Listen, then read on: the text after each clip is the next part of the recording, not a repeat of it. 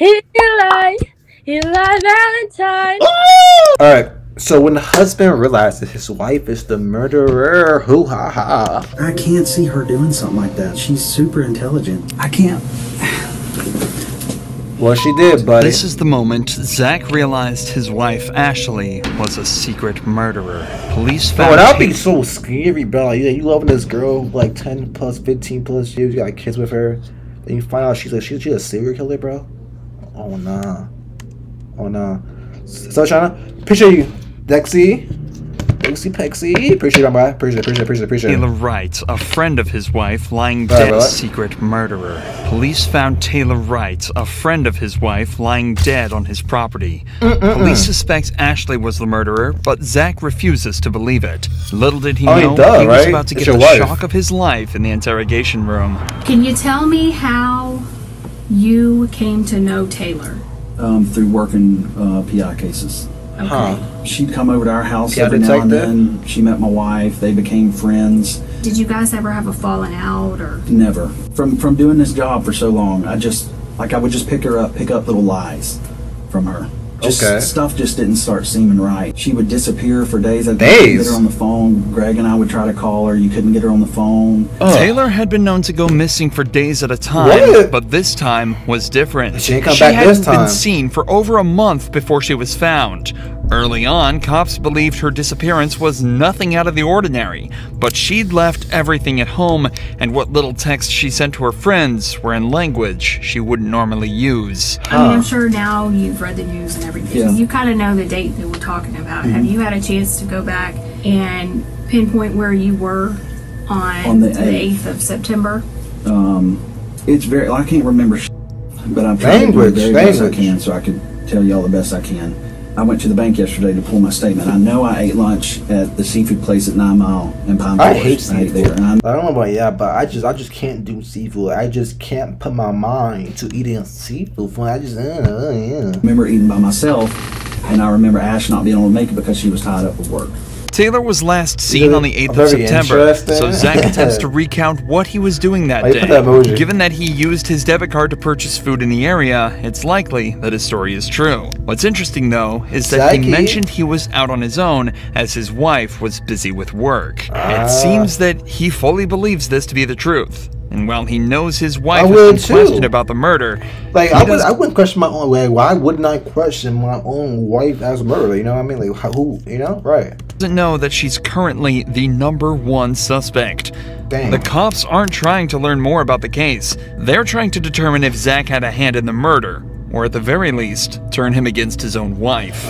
Do you know anything about this money that Taylor had given you all? No, absolutely not. She's never given me anything. I've never got anything like from that. No.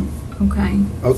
Do you know anything about your finances? No, to be honest. I give her when I work a case or and I got a settlement from my attorney, I hand it straight to Ash. She takes care of everything. The money the detective is referring to here is a sum of $34,000 that Taylor had given to Ashley for safekeeping. Taylor was going through a divorce and wanted the money away from her own accounts. But instead of putting it in a safety deposit box as promised, records show Ashley put it into her own accounts. By the time Taylor wanted it back, she'd already spent all of it. Coincidentally, Taylor only asked for it back on the 8th of September.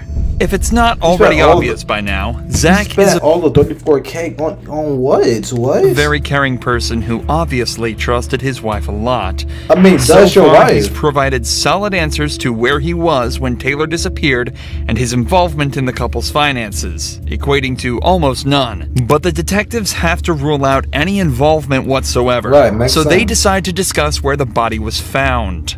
The property up on Britt Road, and that's owned by her aunt and uncle. Have you ever been out there? Yeah. When's the last time you think you were out there? The last time I went out there is when I traded my four-wheeler for a side-by-side. And that's the last time I've been. Before that, it was, I couldn't tell you. When was that? A couple months back. Your phone number, the 554 number, do you always keep that on you? Yeah, I reckon. Yeah, right. Do you ever loan it out to anybody? No. Okay. No. Would you ever loan it to anybody? Or no. Do you remember Ashley ever using it?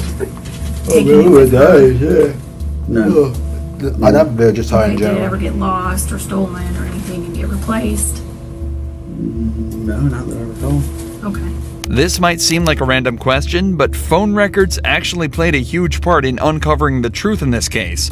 Oh, Not really? only did they show Ashley on the property Taylor was found dead at on the 8th, but they also showed Taylor's phone at a wedding Ashley attended the very next day. But Taylor was never seen at the wedding or anywhere else after that date. Detectives here are just trying to confirm that if suspicious activity was discovered from Zach's phone records, there would be no way to argue that it wasn't him in control of the phone. But remember, Zach still has very little idea surrounding the true nature of this case. Man, he doesn't know how much evidence the cops have against his wife. All he's doing is defending himself and providing answers that'll hopefully solve the case. So given his compliance so far, the detectives decide to try and question him about some more physical evidence. Do you own... What is she on right now? Any 9mm handguns? What kinds? My Glock. Just one or my Glock. I've got a lot of guns. Oh shit. A lot. I think one Glock 9. Okay. What model? 19. 19? Glock 19. Do you know how Taylor died? Yeah, Ackerman told me that the girl was shot, and he got... By your wife, probably. So Ackerman told you, and he got it from Mulchin? Yeah. Okay. Did he elaborate on anything else? He just said that they thought the girl was shot. Okay. Did you ever buy Ashley a gun or anything of that nature? Man, over the years, yeah. I bought her a 380 one time. What kind? PPK. PP. And does she carry a firearm? I haven't seen her one in quite a while. Not at all. Mm-mm. Do you own a 38 airweight? Yes. And that, I mean, she used to... That's the last thing I ever remember seeing her with. Oh my god, bro. I haven't seen her with that, and I don't know how. I can't stop yawning, bro. What the fuck? Did you kill or participate in the death of... Absolutely not. Whatever this question. Okay. My man is completely Did you innocent. kill or participate? No, bro. Or do you have any knowledge? Zero, Jason. Zero. Absolutely none. I don't want to be nowhere near it. Nothing involved with it. Nothing. I know nothing about it. The detectives are now trying to ramp up the pressure slightly. Zach has seemed extremely comfortable up to this point, and they're likely just trying to test whether that's because of the more casual nature of the interview so far, or if it's because he genuinely is innocent. However, Zach stays calm, and his body language confirms this. Right. As the pressure mounts, Zach doesn't lean back, cross his arms, or really become closed off in any way as a guilty person may.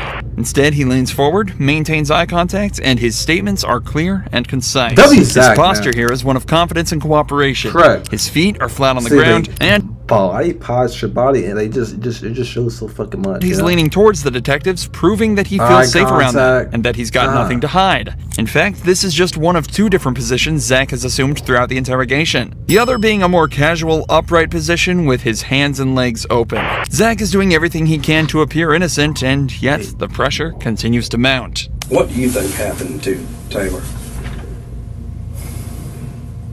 I couldn't tell you, Jason. I mean, I don't know.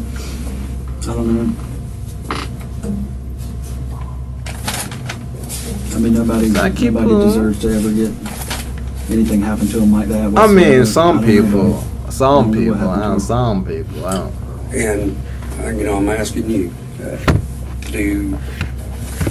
as this investigation continues, whether it's text, phone records, computers, financials, is there going to be anything that hems you up or ties you absolutely nothing. Well, and not just being involved in the actual murder. Murder, she wrote. As far as, afterwards. Helping conceal. If any person in this world was like, hey, Zach, come help me do something, I would run from that mother as fast as I could. Well, I mean, just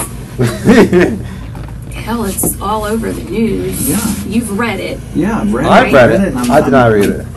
And I mean, trying to swallow it and figure it out. I mean, what? Swallow away. Hey, it's like it's terrible. The taste of it? Wait, never. I'm tripping.